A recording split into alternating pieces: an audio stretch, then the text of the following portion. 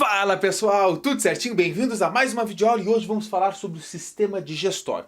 Então aqui está o resumão para vocês, enquanto que a gente vai desenvolvendo, eu vou apontando aqui para vocês. Lembre-se, eu fico aqui abaixado um segundinho antes da aula para você dar pausa, copiar tudo e agora só completar. Aqui eu vou apontando para vocês, vou falando tudo o que é, e aí vocês vão anotando, fazendo os complementos do que eu vou falando nessa aula. Então vamos lá. Primeiramente, gente, o sistema digestório, se pegar a parte anatômica dele, começa na boca e termina no ânus. Ele é um tubo, literalmente, que passa por dentro do nosso corpo. A entrada é pela boca e a saída é pelo ânus. E coisas incríveis acontecem nesse trajeto de, sei lá, 8 metros de comprimento, mais ou menos. Começa na boca, aí tu engole o alimento, bate aqui na faringe, entra no esôfago, estômago, intestino delgado, que pode ter até 6 metros, passa pelo intestino grosso, 1,5 metro, e aí sai no ânus ali, sai as fezes. E aí, obviamente, existem as glândulas que são anexas a esse tubo. São as glândulas salivares, são o pâncreas e o fígado. Então são essas três, glândulas salivares, fígado e pâncreas. Elas estão anexas ao tubo, então não fazem em si parte do tubo digestório, mas estão anexas a ele. Tranquilo? Horas. Então vamos lá. Primeiramente na boca. Pessoal, antes de explicar tudo isso aqui, você tem que ter em mente que existem, lembre-se lá, 2 tipos de digestão no nosso corpo. Aquela digestão que é mecânica, que envolve a mastigação, os movimentos peristálticos, que dá aquela embrulhada no alimento, e a digestão química, que envolve enzimas. Tá? Enzimas que são ativadas em pHs diferentes, que eu vou falar sobre a particularidade de cada um deles. Então, olha só, na boca ocorre a digestão, primeiramente, tá? A mecânica está acontecendo, mastigação é uma digestão mecânica. Os movimentos peristálticos é digestão mecânica. Então a digestão mecânica, ela está acontecendo ao longo do tubo digestório. O que você tem que se lembrar é que quando está triturando, a ação mecânica é a digestão mecânica. Eu vou me ater mais aqui na digestão química. Na boca, ocorre a digestão química do açúcar. O amido, pessoal, que é um grande açúcar que está nos pães, que está na massa, que está no arroz, ele é rapidamente quebrado pela saliva na ação de uma enzima chamada amilase, amilase salivar. Ela pega esse amido e quebra ele em maltose, que são moléculas com açúcares muito mais simples, são disacarídeos. Então começa aqui. Aí você engole esse alimento. Ora, quando chega no estômago, o bolo alimentar ele encontra um pH extremamente ácido, ou seja, um pH muito baixo, que se aproxima de 2. Então é muito ácido, ácido que tem no nosso estômago. Nessa parte do estômago ocorre a digestão de proteínas. Uma enzima muito importante, chamada, estamos aqui no estômago, tá? Chamada pepsina. Ela é ativada num pH muito baixo. E aí ela começa a digerir a proteína. Lembrando que tanto os açúcares que começaram a ser digeridos na boca, quanto as proteínas que são digeridas, começam a ser digeridas no estômago, elas só são finalizadas, a digestão é completa somente depois no intestino delgado. Então isso é muito interessante, pessoal. Imagina só, e aí a questão assim, aqui é um bizu para vocês. Você vê assim, tá, você engoliu, tá, passou por todo o tubo do esôfago, chegou aqui no estômago. Aí eu disse para ti que o pH é extremamente ácido, é um pH que se aproxima a 2, pode ser mais baixo de 2. Aí tu fala, tá, professor, como é que não derrete aqui o estômago? Bom, existe uma camada de açúcar protetora, mucina é chamada. Ela fica revestindo toda a parte interna do estômago e, consequentemente, impede que esse ácido corroa. Aí tu fala, professor, mas eu tomo um monte de remédio, eu sou aquela hipocondríaco, um monte de troço. Bom, que aquelas pessoas que tomam muito remédio e têm uma alimentação muito descontrolada, comendo muita porcaria, pode acontecer o quê? De danificar essa camada de mucina no estômago. Consequentemente, abre espaço para o ácido atacar as células estomacais e aí pode causar pequenas feridas, que a gente chama de úlceras estomacais. E aí pode dar muitos problemas. Lembrando, gente, que o alimento, o movimento peristáltico empurra sempre o alimento. O que é o movimento peristáltico? Aquele ondulatório. Empurra sempre o alimento em uma direção. Aqui existem válvulas que impedem que o alimento volte. Aí tu fala, professor, mas volta. Volta quando? Quando eu vomito. Chama aquele e volta. Bom, nesse caso existe um reflexo oposto que faz com que essas válvulas que estão fechadas se abram e aí passe o alimento. Mas não é comum, tá? É só em caso de defesa do nosso corpo. O vômito, vomitar é uma defesa para o nosso corpo. Tranquilo. Aí vem o intestino delgado. O bolo alimentar passou, recebeu essa acidez toda, chega aqui na primeira porção do intestino delgado, tá? E lá ela vai receber primeiro um banho de uma substância bicarbonato de sódio que vai literalmente pegar esse ácido e vai neutralizar. Ele neutraliza e faz com que o pH suba novamente, deixando neutro e não danificando o intestino. Aí entra em ação o suco pancreático e também a bile. Porque assim, ó, existe no nosso fígado, o nosso fígado é uma glândula muito grande, tá nesse lado aqui, tá? Nesse lado. O fígado ele produz a bile. A bile é temporariamente armazenada na vesícula biliar. Quando passa o alimento por ali, sobretudo alimentos gordurosos, a vesícula biliar literalmente se espreme e libera a bile, que é esse suco biliar, né, no caso, que vai neutralizar, que vai emulsificar as gorduras. Já vou falar para você sobre isso aqui um pouco mais. Então, gente, o que nós temos que saber é que no intestino delgado continua a digestão química e é aqui que destrói completamente, ou na verdade, que digere completamente o açúcar, as proteínas e os lipídios. Então, olha só, grava. Na boca, o importante dessa aula é você saber isso. Na boca começa a digestão dos açúcares.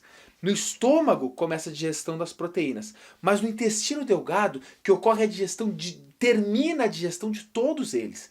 Tanto para os açúcares, quanto para as proteínas e também os lipídios. Ok? Outra coisa que acontece no intestino delgado. Tu já te perguntou por que ele tem 6 metros? Fala, professor, por que o meu intestino tem 6 metros?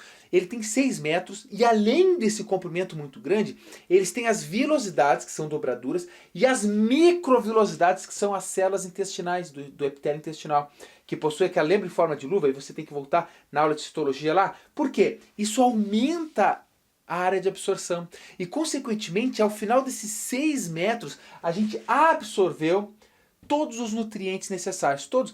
Tu digeriu uma proteína, a proteína transformou-se em aminoácido. Você digeriu os açúcares, depende qual açúcar, mas sobretudo, você está absorvendo glicose. Tá? Então, isso acontece tudo no intestino. Tranquilo? Aí vem o intestino grosso. O intestino grosso, ele tem aproximadamente 1,5 metro. Ele faz essa volta.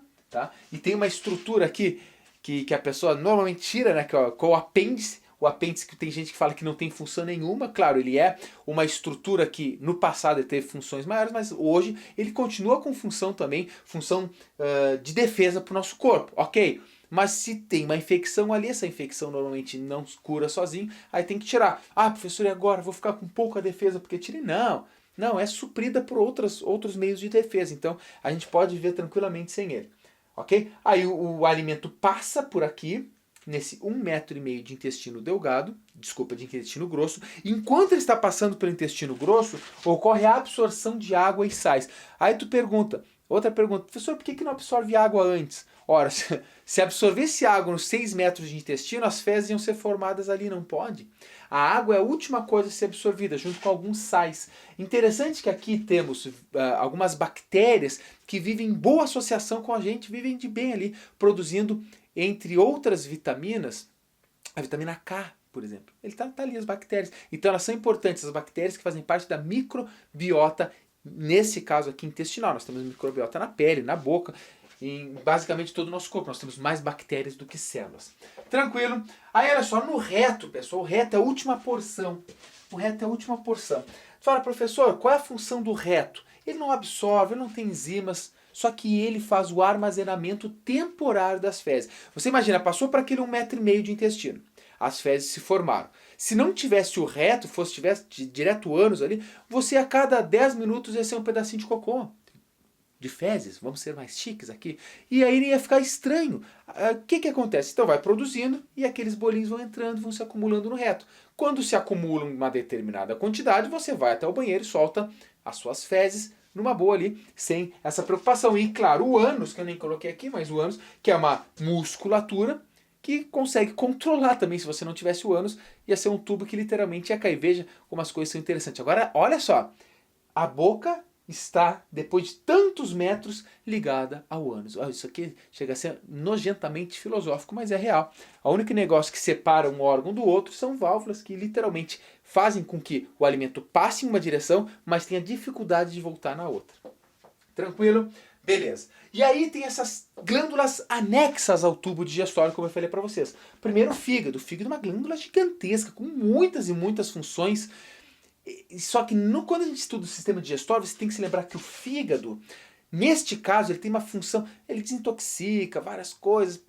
Quando a gente estuda citologia, né, que as células do fígado são ricas em retículo endoplasmático liso para desintoxicar, sobretudo o álcool e outras substâncias. Mas o fígado, quando a gente estuda no sistema digestório, ele produz a bile. A bile é armazenada na vesícula biliar e, quando precisa, libera. Aí sim, qual é a função da bile? Gente, gravem essa palavrinha. A bile, ela atua como um detergente. O que acontece no detergente? Você já deve ter pego uma panela e a panela está cheia de gordura. Aí você tenta esfregar essa panela só com água. Não vai sair, porque a água não consegue quebrar a gordura. Agora, quando você coloca o detergente, ela literalmente quebra. A gente fala no termo mais categórico de emulsificar. Literalmente ela espalha, ela quebra a gordura. Se quebra a gordura, ela sai ralo abaixo na panela, o detergente. É mais ou menos o que acontece no nosso intestino delgado. Quando chega a bile, ela pega essa gordura e consegue quebrar ela, emulsificar, espalhar como se fosse um detergente. E aí o nosso intestino consegue absorvê-la. Muito importante. Pessoas que tiram a vesícula biliar, elas não param de produzir a bile, só que não armazena. Então essa pessoa, se comer um churrascão e comer muita gordura, vai ter dificuldade para digerir toda ela. E aí pode sair gordura nas fezes. Tranquilo? Beleza. E aí tem o pâncreas. Gente, o pâncreas é uma glândula mista. Significa o quê? Que ela produz tantos secreções na corrente sanguínea, quanto também na luz intestinal. Então, veja bem, o suco pancreático cai aqui no intestino delgado. E esse suco pancreático tem diversas enzimas que digerem açúcares, proteínas, lipídios. Agora, existem também dois hormônios que a gente tem que falar aqui, duas substâncias, dois hormônios que caem na corrente sanguínea, que é a insulina e o glucagon. Eles regulam a taxa de açúcar, a taxa de glicemia, a taxa de glicose no nosso sangue. Então repara só, se você comeu muito açúcar, ou nem açúcar no sentido de doce, mas massa, pão, a sua glicose no sangue sobe. Quando sobe, o teu pâncreas libera a insulina. A insulina pega essa glicose e monta ela e armazena ela, né, gruda várias e várias delas e armazena elas no nosso fígado. Tá lá no fígado. Quando nossa glicemia baixa no sangue, vem o glucagon e faz com que esse açúcar, essa glicose que está armazenada em forma de glicogênio no nosso fígado seja quebrado e libere para o corpo. Então existe essa regulação. E aí que vem uma filosofia, ainda temos um minutinho aqui. Olha, você pega uma pessoa que tem diabetes tipo 1, ela não produz a insulina. Aí tu fala, professor, realmente, uma pessoa que tem diabetes, é insulino dependente, não produz e tem que injetar a insulina diretamente no músculo. Por que não engole uma cápsula com a insulina? Veja, a insulina é uma proteína. Se você engolir ela, o teu estômago vai quebrar ela, começa aqui a digestão das proteínas, em aminoácido. E o teu corpo não consegue pegar, por mais que tenha os aminoácidos disponíveis, ele não consegue montar eles, uma pessoa que é diabética, e produzir a insulina. Então tem que injetar direto. Eis uma boa questão para vestibular aí, né? Tranquilo, gente? Então, basicamente é isso. Ó. O que você tem que saber disso aqui? Onde ocorre a digestão de cada um? Tu fala assim, professor, se eu vou estudar a aula lá, a aula que a gente tem completa na plataforma, tudo, a gente tem tanto nome de enzima, tanta coisa. Claro, é importante saber. Mas isso aqui é para dar aquela refrescada na memória, o mínimo que você tem que saber para chegar e destruir num Enem, num vestibular. Ok? Um grande abraço e até a próxima aula. Tchau, tchau.